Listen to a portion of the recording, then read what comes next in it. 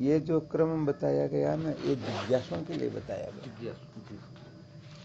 जिज्ञासुओं को इन 7 भूमिकाओं को कैसे देखना, या जिज्ञासुओं के अंतर्गत इन 7 भूमिकाओं में कौन कौन सी भूमिका जागृतवत होती है, कौन सी स्वप्नवत होती है, कौन सी सुसुप्तिवत होती है।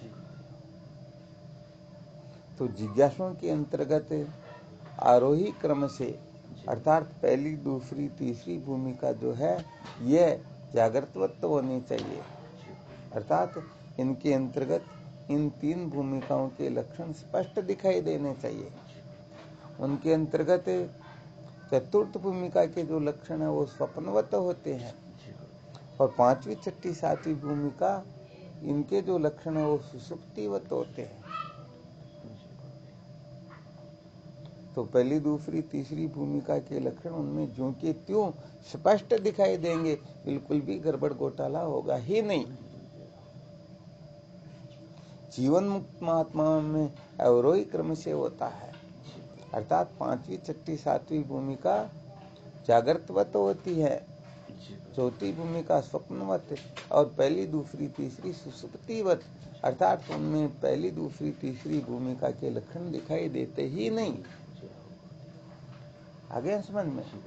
अब यहाँ पर अपने को विचार ये करना, अभी बताया था, यदि अपने को पुस्तक पढ़ना हो तो कहीं भी किसी के पास में जाकर के मैंने 20 दिन के लिए ट्रेनिंग दे दो, किताब पढ़ना आ जाएगा, परंतु रहस्य समझना हो तो स्कूल में भर्ती होना ही पड़ता है, इसके बिना काम चलने वाला है नहीं। तो यहाँ पर कुल मिलाकर के सत्य बात तो यह है, हम हर अवस्था में अद्वितीय ब्रह्म ही है। इसमें कभी संशय नहीं करना चाहिए, कैसी भी अवस्था क्यों ना हो, चाहे रोने की हो चाहे हंसने की हो। आ गया समझ में?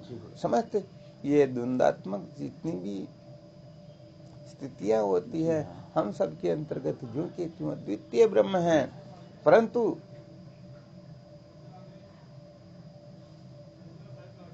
उस ब्रह्म का ठीक ठीक प्रकार से अनुभव करके जीवन मुक्त होकर विचरना है, तो उसके लिए फिर कहने का मतलब इन भूमिकाओं के अनुसार अपने को चलना होगा। अरे भाई, जिनको कलेक्टर नहीं बनना है वो किताब पढ़ना सीख करके अपना काम चला सकता है, परंतु कलेक्टर बनना हो तो विधि पूर्वक पढ़ाई करनी, उसके लिए फिर अध्ययन करना ही होगा, इसमें कोई दो राय की बात है ही नहीं। तो यहाँ पर कुल मिलाकर के सचमुच में जिनको श्रुति युक्ति अनुभूति से जो निर्णित वस्तु होती है, उस वस्तु को जानना है तो सत्य संप्रदाय का आश्रय लेना होगा, उनको शास्त्रोक्त रीति से ही चलना होगा। आ गए समझ में? अब इसके अंतर्गत क्या होता है, जिज्ञासु जो होता है उसे किस क्रम से चलना होता, भूमिकाओं में अभी जो बताया आरोही क्रम से, अर्थात सबसे पहले पहली भूमिका जागृत होगी, फिर दूसरी होगी, फिर तीसरी होगी, फिर चौथी होगी, फिर 5वीं, फिर 6ठी, फिर आगे की। तो जिज्ञासु को क्या करना, केवल मात्र यही विचार, यही चिंतन मनन विशेष रूप से करना है कि मेरे में प्रथम भूमिका के जो लक्षण बताए गए हैं उनमें से कितने लक्षण विद्यमान है, कितने नहीं है, क्योंकि प्रथम भूमिका में केवल मात्र 3 ही सूत्र है। पहला सूत्र होता है मल विक्षेप दोष से छुटकारा प्राप्त करना, दूसरा होता है विवेक वैराग्य सत संपत्ति मुक्ता, इन 4 साधनों का धारण करना, और तीसरा सूत्र होता है श्रोत्रिय ब्रह्मनिष्ठ गुरुदेव का सानिध्य। यहाँ पर भी एक बड़ा विलक्षण रहस्य, ये शायद बहुत कम लोगों के समझ में आता होगा, ध्यान में आता होगा। होता क्या है कि अविद्या की जो निवृत्ति होती है ना, उसके अंतर्गत मुख्यतः ज्ञान की होती है, और ज्ञान जो है वो केवल और केवल मात्र गुरुदेव की कृपा से ही होता है। तो किसी को यदि श्रोत्रिय ब्रह्मनिष्ठ गुरुदेव का सानिध्य मिल गया हो उनकी शरण मिल गई हो, तो उनको कहने का मतलब ब्रह्म विचार को ही महत्व देना चाहिए।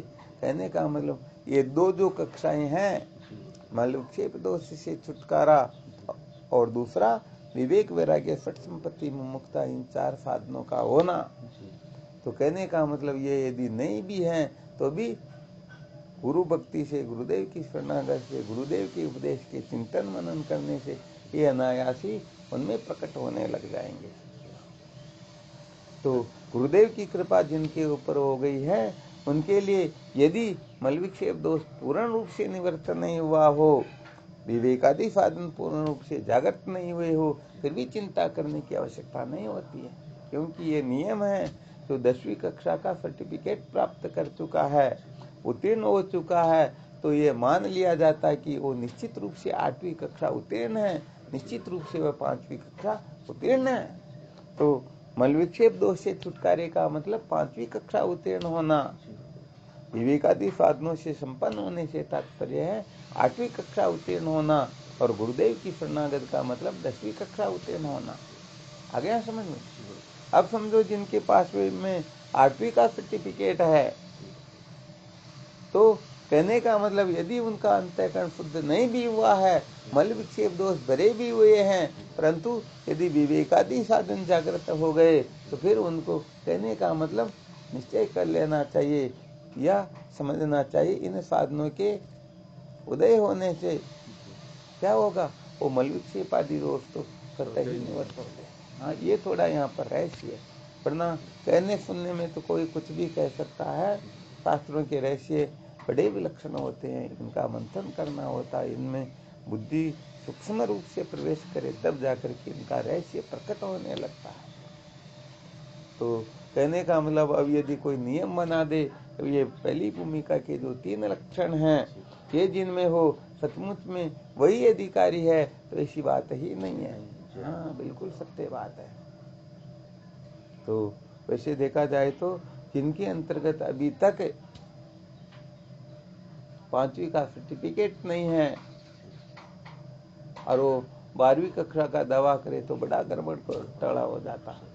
12वीं कक्षा का दावा करने का मतलब वो 5वीं भूमिका में स्थित होना, 14वीं कक्षा का दावा करने का मतलब 6ठी भूमिका में स्थित होना, 16वीं कक्षा का दावा करना मतलब डिग्रियों का दावा करना मतलब 7वीं भूमिका में आरूढ़ होना।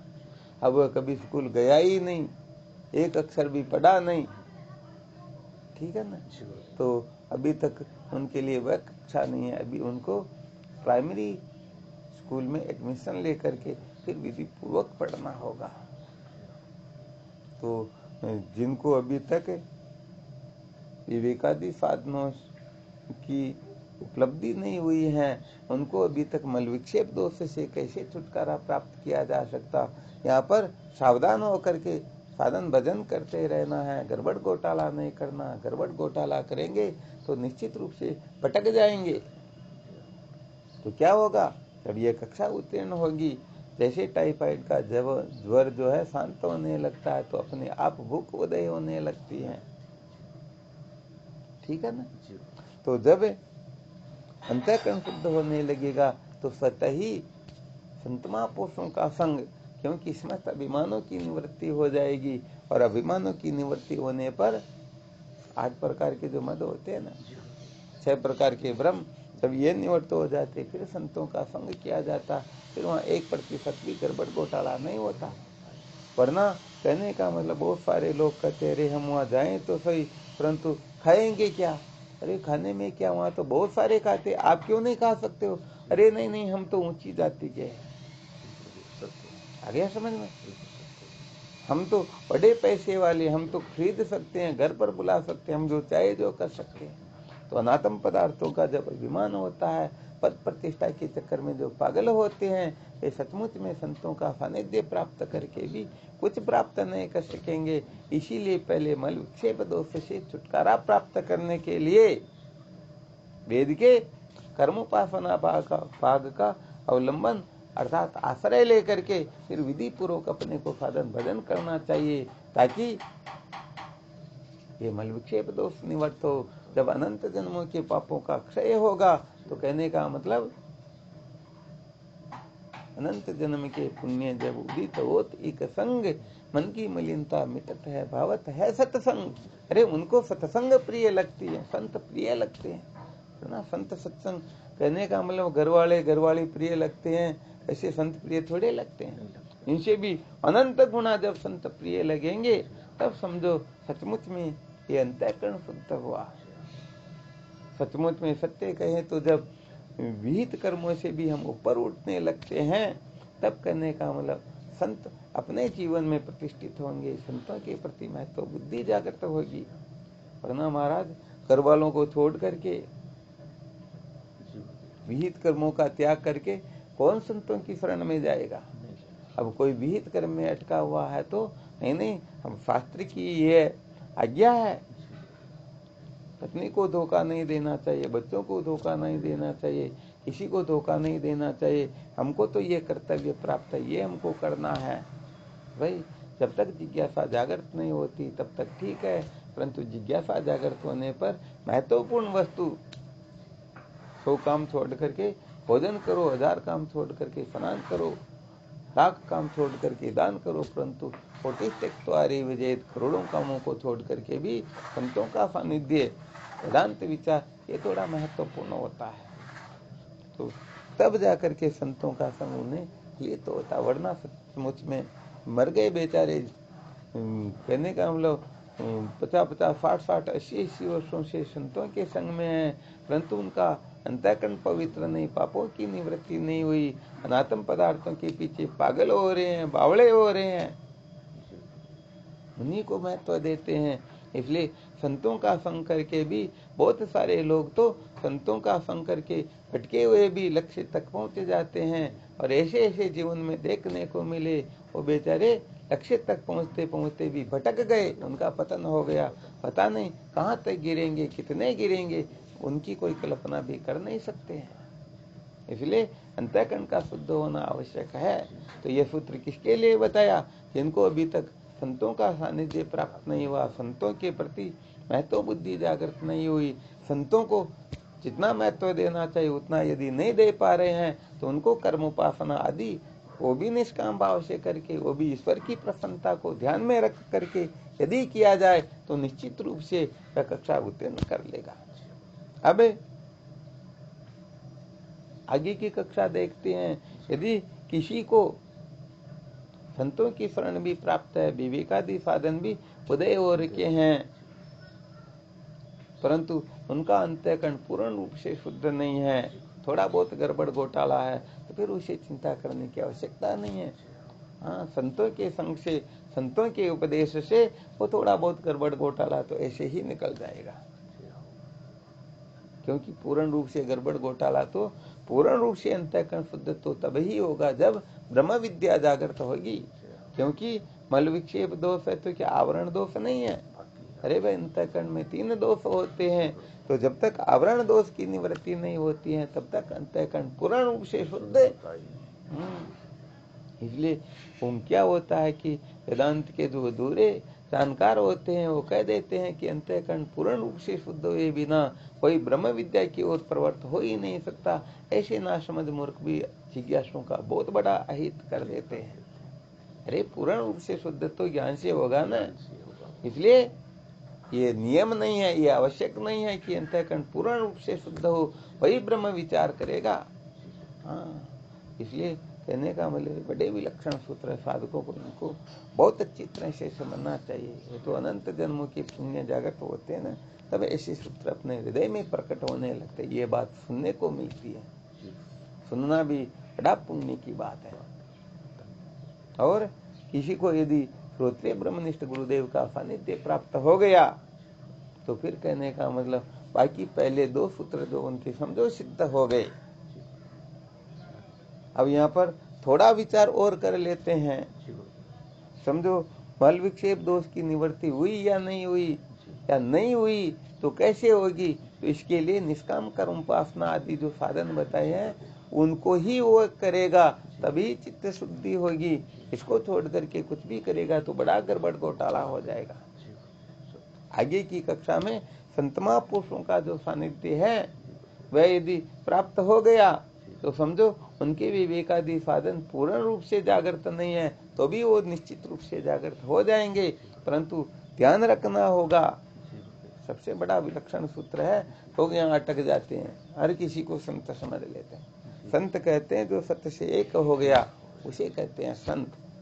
तो संतों के संग को छोड़ करके असंतों के पीछे जीवन भर भटकता रहे, अरे जीवन भर तो क्या करोड़ कल्प तक भटकता रहे, फिर भी कहने का मतलब विवेकादि साधन जागृत होने वाले है ही नहीं।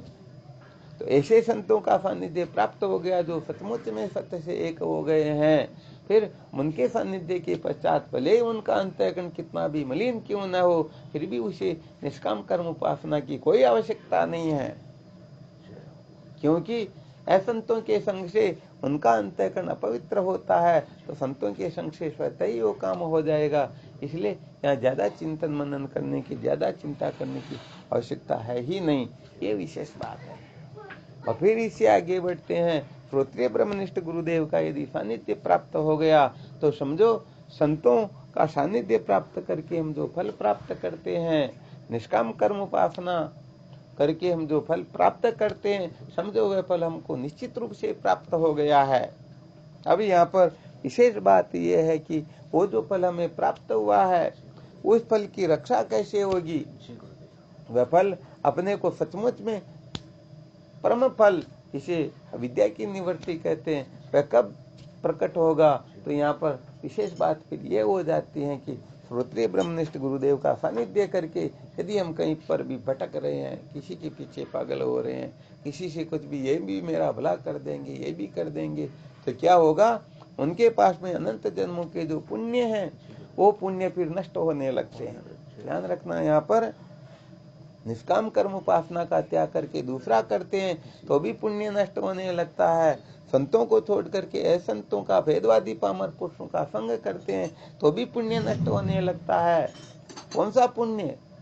अरे भाई, अनंत जन्मों की निष्काम कर्म उपासना से अंतःकरण जो शुद्ध हुआ और संतों का संग जो प्राप्त हुआ, वह पुण्य नष्ट होने लगता है। तो क्या होता है? वो धीरे धीरे धीरे धीरे मानस में जाने लगता है, और पुण्य नष्ट न होते होते जब पूर्ण रूप से नष्ट हो जाता तो वो एक नंबर का पामर हो जाता, संसारी हो जाता, उच्छृंखल हो जाता है। वो मरने मारने के सिवाय उसे कुछ सूझता ही नहीं। ऐसे बेचारे लोग तो संसार में बहुत सारे भटकते हैं जिनकी गिनती ही नहीं है। हाँ, सचमुच में जैसे घटाकाश नामधेय होता है, ऐसे नाशमदों का कोई औचित्य होता ही नहीं। इसलिए ये बड़े बड़े विलक्षण सूत्र है। अच्छी तरह से जब रहस्य निकाला जाता है ना, तब पता चलता कि वास्तविकता क्या होती है।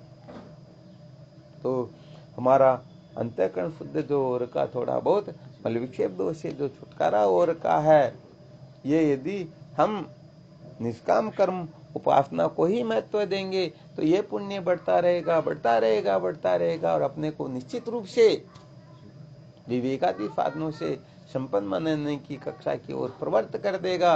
और यदि हम निष्काम कर्म उपासना को महत्व न दे करके सकाम भावना से करने वाले, आगे क्या ज्यादा लंबा चौड़ा बताना, ऐसे ही यदि पामर पुरुषों की ओर प्रवृत्त होकर के पता नहीं कुछ न कुछ करने लग जाएंगे तो अपना पुण्य नष्ट होने लग जाएगा।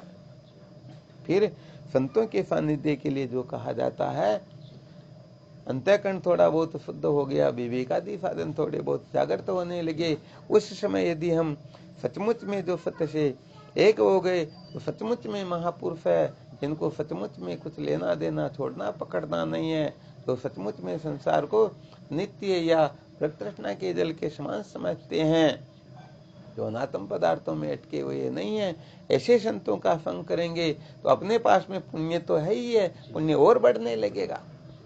जैसे अपने घर पर तिजोरी में 5,000 रुपए पड़े हुए हैं, अब हम यदि कमाई और करेंगे तो 5,000 घटने वाले नहीं है, बल्कि बढ़ने वाले ही है। और तो कमाई करे नहीं और उनको खर्च करने लगे तो निश्चित रूप से घटने वाले ही होंगे, वो बढ़ने वाले होंगे नहीं। हाँ, ये बड़ा विलक्षण रहस्य, साधकों को अच्छी तरह से इसको समझना होता है। तो निष्काम कर्म उपासना को महत्व न दे करके कुछ भी करेगा तो पुण्य नष्ट होने लगेगा। समझो उसके पास में जो पुण्य है, उसी पुण्य से फिर वो मौज मस्ती मनोरंजन करेगा, उसे भोगों के साधन मिलेंगे और निश्चित रूप से वह पतन की ओर जाते जाते निश्चित रूप से भटक जाएगा।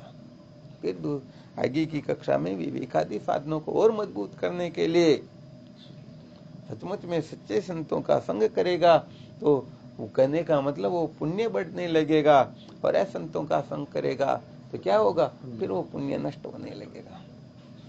यहाँ संतों के सिवाय असंतों का त्याग करना होता है। और फिर अंतिम कक्षा के अंतर्गत गुरुदेव के सानिध्य में ये पहली भूमिका की अंतिम, तो श्रोत्रिय ब्रह्मनिष्ठ गुरुदेव का सानिध्य यदि प्राप्त हो गया और हम उनकी मर्यादा में रह करके साधन भजन करेंगे, आगे बढ़ेंगे तो क्या होगा, अपना पुण्य बढ़ेगा। और उनको छोड़ करके भेदवादियों के चक्कर में पड़ जाएंगे तो अपना पुण्य नष्ट होने लग जाएगा। तो यहाँ तक पहुंचे हुए साधक, क्योंकि पहली भूमिका में कोई अटक जाए, दूसरी भूमिका की ओर से आंख बंद कर दे तो धीरे धीरे, अरे भाई मैंने तो 5 लाख रुपए कमा लिए, घर पर पड़े, अब कोई चिंता नहीं, अब मुझे क्या करना है। तो खर्च तो हमेशा होंगे तो फिर क्या होगा, एक न एक दिन तो 0 नंबर पर आ ही जाएंगे, फिर बात बिगड़ जाएगी। तो यहाँ पर ये 3 सूत्र बड़े विलक्षण है। ये 3 सूत्र सचमुच में जिनके हृदय में अच्छी तरह से प्रतिष्ठित तो हो जाते हैं, समझ लेना निश्चित रूप से वह प्रथम भूमिका को पूर्ण रूपेण उत्तीर्ण कर चुका है। आ गया समझ में? तीनों 3 सूत्र थे। पहला सूत्र मल विक्षेप दोष से छुटकारा, दूसरा सूत्र विवेकादि साधनों से संपन्न होना, तीसरा सूत्र श्रोत्रिय ब्रह्मनिष्ठ गुरुदेव का सानिध्य प्राप्त होना, उनके चरण कमलों का आश्रय प्राप्त होना। तो 3 जब होंगे तब वह समझा जाएगा कि ये निश्चित रूप से प्रथम भूमिका में 100% उत्तीर्ण है। और यदि कोई साथ ही साथ निष्काम कर्म उपासना भी करता रहे और पता नहीं वो साथ में कुछ कुछ करता रहे तो समझो वह 50% उत्तीर्ण है। तीनों बातों को समझ लीजिए। मल दोष की निवृत्ति के लिए निष्काम कर्म उपासना की आवश्यकता होती है, इसके साथ ही सकाम भावना से कुछ करता रहता है तो समझ लीजिए वह 50% उत्तीर्ण है। सचमुच में जो संत है उनका संग करते हुए उनके साथ में असंतों का भी संग करता है तो समझो 50% उत्तीर्ण है। श्रोत्रिय ब्रह्मनिष्ठ गुरुदेव के सानिध्य के सिवाय नहीं, उनको भी मैं कैसे, उनकी भी आवश्यकता है, उनको नाराज कैसे करें तो समझो 50% ही उत्तीर्ण है। और यदि निष्काम कर्म उपासना का त्याग करके सकाम भावना में ही लगा रहे, सच्चे संतों का त्याग करके वेदवादियों के पामर पुरुषों के चक्कर में अर्थात असंतों के चक्कर में ही पड़ा रहे और श्रोत्रिय ब्रह्मनिष्ठ गुरुदेव को छोड़ करके पता नहीं क्या क्या करता रहे तो समझो वह 0% उत्तीर्ण होता है। 100% उत्तीर्ण होना, केवल इनको ही महत्व देना, 50% उत्तीर्ण होना, इनके साथ साथ उनको भी महत्व देना, और 0% उत्तीर्ण होना तो कहने का मतलब इनको महत्व न दे करके काम भावना को, असंतों को और वेदवादी पामर पुरुषों को, जो गुरुद्रोही होते हैं, जो कृतज्ञ होते हैं, जो भटके हुए होते हैं, उनको यदि महत्व दे रहे हैं तो समझ लेना चाहिए हम 0% पर आ गए। अब पहली भूमिका जीवन में प्रतिष्ठित होना तो बहुत दूर की बात है, शायद वो मानवता के लक्षणों से भी भटक जाएंगे। तो ये बड़े विलक्षण सूत्र है। जो साधक इस रहस्य को अच्छी तरह से हृदयंगम कर लेता है, सृष्टि में ऐसी कोई ताकत नहीं है कि उनको सत्य के साक्षात्कार से वंचित कर दे। यदि ये समझ जागृत नहीं हुई तो करोड़ ब्रह्मा विष्णु मिलकर के भी उसे कृतार्थ नहीं कर सकते। ऐसी कोई शक्ति ही नहीं तो उसे विद्या के बंधन से मुक्त कर दे। ये श्रुति सम्मत सिद्धांत है, यहाँ पर किसी की अक्ल मुशियारी चलती ही नहीं। सृष्टि के अनादि प्रवाह में कौन कब उत्पन्न होता, कौन कब चला जाता। अरे जब ब्रह्मा विष्णु का भी औचित्य नहीं होता तो साधारण जीवों की तो बेचारों की औकात ही क्या है। इसलिए सचमुच में अपने को अपने अधिकारानुसार सात्विक भूमिका मेरे में है या मैं सात्विक भूमिका से संपन्न हूँ, ऐसे बावड़े न होकर के पहली भूमिका के अनुसार ही अपने को देखना चाहिए, अपने को बनाना चाहिए। क्या कमी है क्या कमी नहीं, इसके लिए खूब मंथन करना चाहिए। यह है जीवन का सार। और सचमुच में इसे ही सत्संग कहते हैं। इसको छोड़कर बाकी सब कुसंग है। बाकी क्या सुनना, सब कचरा ही कचरा तो है। ऐसे इसको सुन करके इसके अनुसार अपने जीवन को बनाइए, यही जीवन का सार है।